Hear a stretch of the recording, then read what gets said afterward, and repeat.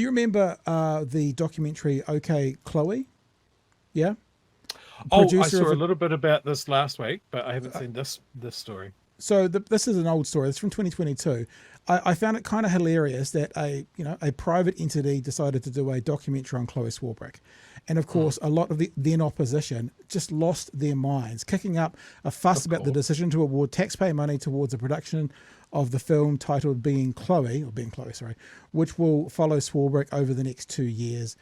She should have come out and said she doesn't endorse it tomorrow, Seymour said on Tuesday. The reason I'm bringing up this and find it hilarious is because you also notice over the weekend that the government now has to defend money being given to a private entity to do a documentary on Jacinda Ardern. So when they were in opposition, they would push back against it and say, this should never happen. But now that they're in government, they are having to come out and say there is no fault with the funding of a Dame Jacinda Ardern documentary, saying the Film Commission can make its own decisions. In a statement, it said the documentary explores the rise of violent extremism and online hate in New Zealand while covering Ardern's leadership.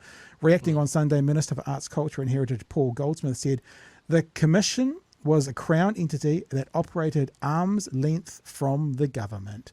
So when they were in opposition, I just find this hilariously ironic. When they were in opposition, they were able to say, burn them, evil. And now that they're in government, they have to toe the line. And they are, which is a good thing, I guess, saying, oh, no, there's no conflict of interest here. They're separate and they're able to do it. And public money's okay. I just love it when someone has to kind of eat their own words and chew on it, Chewy. This has actually reminded me of a little discussion I had with someone today. They made a very astute observation about the difference between David Seymour and Winston Peters. Right. Now, there's a little bit of a change now that they're in government, right?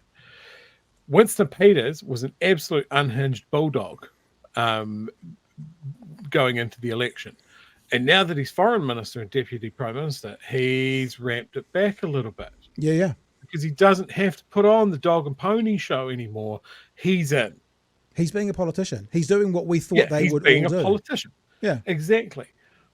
However, David Seymour has not made this transition. He's still being an arrogant, smarmy prick. And he's not making that thing of like, you don't need to behave like this, man. You're in.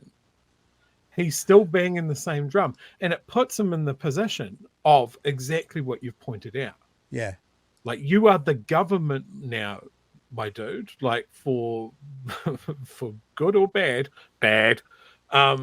you are the guy that is there. You can't keep performing the way that you have been. But he's going to, and it makes him incredibly unlikable in my view.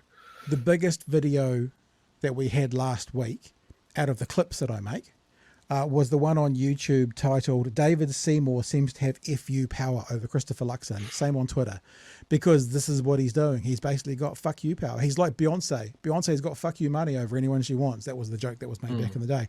Whereas he's got fuck you power. And I don't know if that's true, Chewy, about telling him he should pull it back, or if, for example, this is actually what he's going to now do, and he is running rings around Christopher Luxon, and maybe because Winston's, a bit more old school, he's got his baubles, he can have his international travel and first class stay, and he can just enjoy it. But it's like, I think David Seymour's making a point. He's like, just remember, sonny boy who's been here for 5 years, if it's not for me, you ain't got nothing.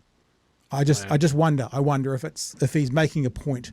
And so when he does something completely contrary to handbooks or even laws, talking about directing a TVNZ journalist, he's able to go, no, I don't know. I didn't break any rules. And Luxon goes, no, I haven't heard that statement, which is what he said. Yeah. Have you heard it yet, Mr. Luxon? What do you say now?